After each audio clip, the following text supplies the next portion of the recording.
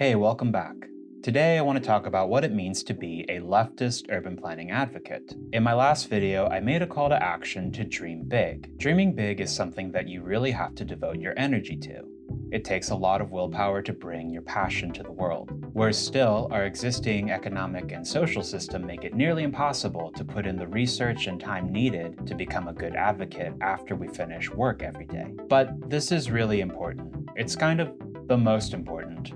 If you aren't interested in dreaming big yourself, then it's very easy to fall into foolish movements. Advocating for something without doing your own research first could lead to the undoing of an advocate's good work. I do not intend to present myself as a model advocate, and in many ways I'm not an advocate at all.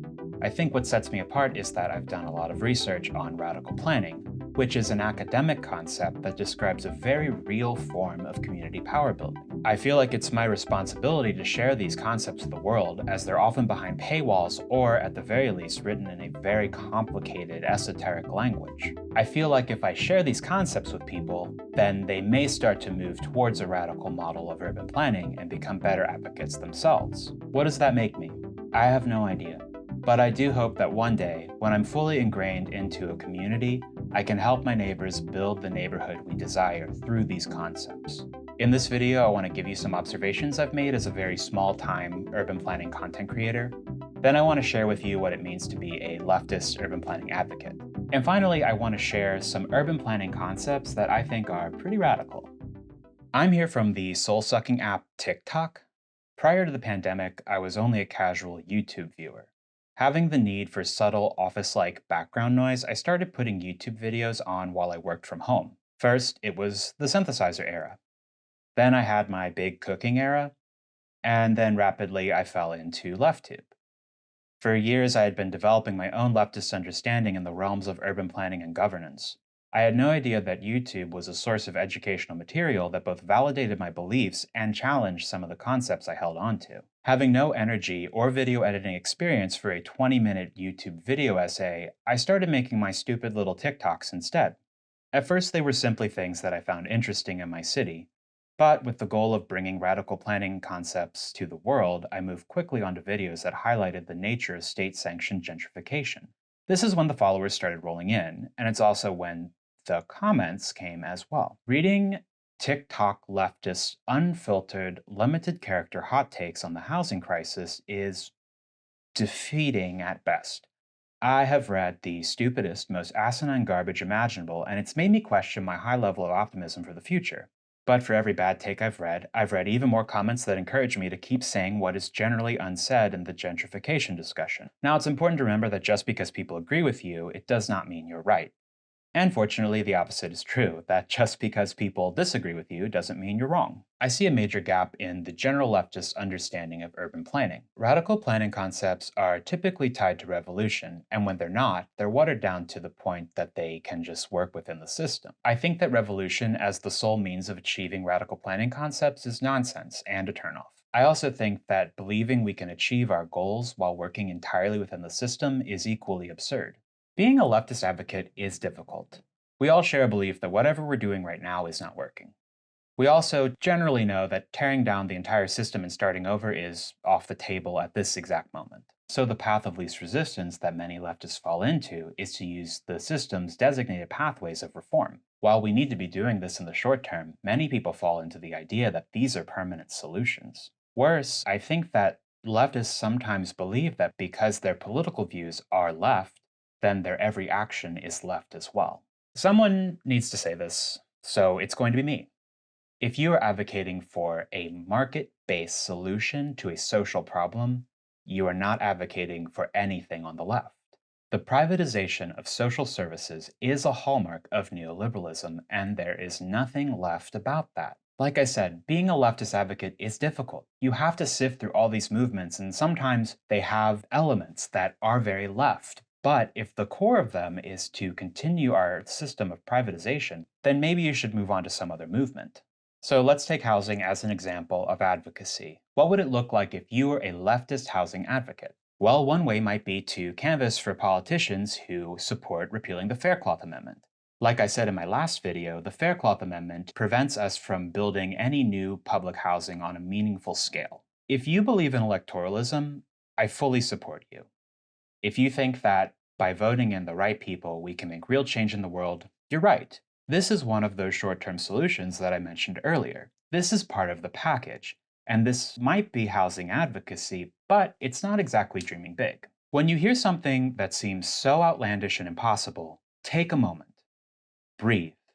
Ponder. Explore. We can't just believe in short-term solutions. You have to have a long-game goal in mind. You may never live long enough to see your work bloom, but that shouldn't stop you from planting the seeds. To me, the long game is that most of urban planning is decentralized, that every neighborhood is vibrant and beautiful and walkable, that neighborhoods of color are thriving, that we have returned to them everything that has been stolen, that no one is worried about rent and there are no landlords, that all these neighborhoods are at peace with each other because the resources that our city intentionally keeps scarce have been given to them for their own needs. This is a big dream. This may seem impossible and so far off from where we are, but if I and all of the people who are working towards this goal just give up because we can't have it tomorrow, then what the hell is the point of living? You exist in a time when the future of human liberation is pretty well fleshed out. There are so many great works written or even filmed on how we can achieve this. You simply need to pick your topic of choice. For me, it's urban planning. Find your deal. Learn everything you can about it, and this is the most important part, find a path of advocacy that uplifts the oppressed instead of profits and power. Listen to those who are oppressed and let them tell you how you can help. That's dreaming big. Once you lock this in, then you'll know if short-term solutions are helpful or not, and you can support them when they are. As I've already said, it's very important to follow through on these short-term solutions, but you must keep your eyes on the horizon. The big dream lies ahead. As promised, I want to leave with you some concepts that are alternatives to a market-based, pro-profit housing strategy. Nearly all of these will require a lot of advocacy to change local and federal funding policies. But don't conflate their difficulty with their likelihood. Just because something is difficult to execute doesn't mean that it can't happen. If you find any of these particularly interesting, then start your search. Start Googling everything you can about them. I myself hope to make videos about most of these that expand on what I'm saying now. Before I start to explain these, I do feel it's important to add that the future of this channel is not entirely housing focused. I myself am not only a land use planner, but also a transportation planner, and there are a lot of radical concepts in transportation planning as well. There's much more to be said for radical planning, but housing is certainly the most significant issue facing Americans at this present time. Okay, that being said, let's talk about some radical planning concepts in housing. 1. Community land trusts. These are typically nonprofits that separate the cost of land from the cost of buildings on the land. That means that residents and business owners may own their buildings, but they lease the land from the community land trust. Removing the high cost of land helps ensure affordability. These land leases come with restrictions that guarantee affordability and freedom from market pressures into the future. 2. Repealing the Faircloth Amendment. As I stated in my last video, the Faircloth Amendment essentially bans the construction of public housing if that construction results in a net increase. When people advocate for the construction of new public housing units but are unaware of the Faircloth Amendment, then they aren't really advocating for anything at all. Repealing this act is the first step in solving the housing crisis. AOC introduced a bill in 2021, but it has not moved out of committee. 3. Expanding existing funding programs. This one is difficult as a lone advocate, but you may find movements near you that lobby the federal government to expand key funding programs for affordable housing. The National Housing Trust Fund, the Department of Agriculture's Section 515, and the Indian Housing Block Grant all allow for the construction of public housing. If the Faircloth Amendment is repealed, then these programs, among others, would be key to addressing affordability in suburban, rural, and tribal lands. 4. Community Opportunity to Purchase, COPA, and Tenants' Opportunity to Purchase, TOPA.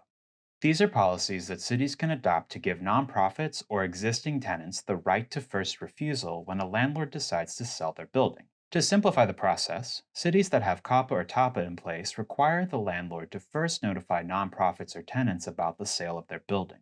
These nonprofits or tenants get to make the first offer on the building. The landlord can accept the offer or reject it and put the building on the market. When the landlord gets an acceptable offer from the market, the landlord then must give nonprofits or tenants the opportunity to match the market rate offer. This could be a means of increasing land owned by community land trusts. 5.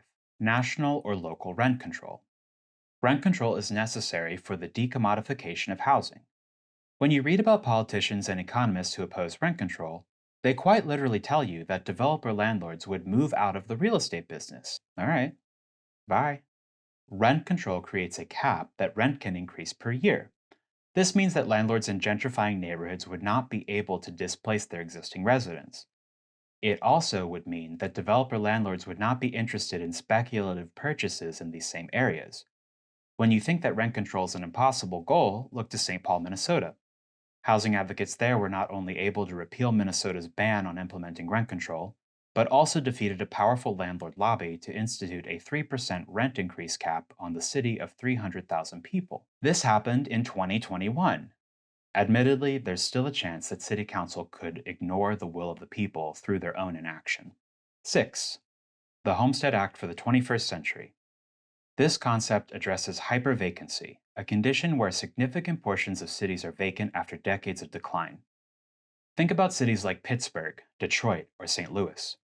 These cities used to be huge, but after the collapse of the American industrial economy, these cities began a trend of massive population loss.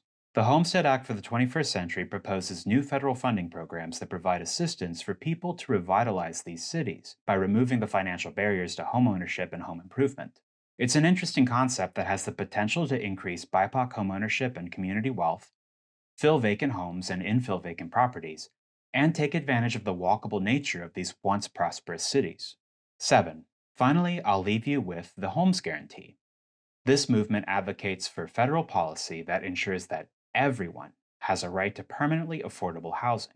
Homes Guarantee advocates for the decommodification of housing by increasing tenants' rights and constructing 12 million additional units of public housing. Obviously, the Faircloth Amendment would have to be repealed for the Homes Guarantee to move forward. All of these movements are worth investigating. I think that once you get into it and read up on these, you'll realize that they're not really that far-fetched at all. And unlike supporting private developers and believing in an oversimplified supply and demand model of housing, most of these movements absolutely guarantee an increase in affordability. As I said before, you're very lucky to live in a time when a lot of this is already mapped out for you, and also a time where you can just Google it and read about it. Most of the work is done. All you have to do is find what you like and jump into it. So instead of being an armchair advocate, why not get involved in one of these movements today? Or at least start your research. In the video description, I've left links to all these concepts, and I hope that you take a look at them. I appreciate you joining me on this journey into radical planning. Thank you.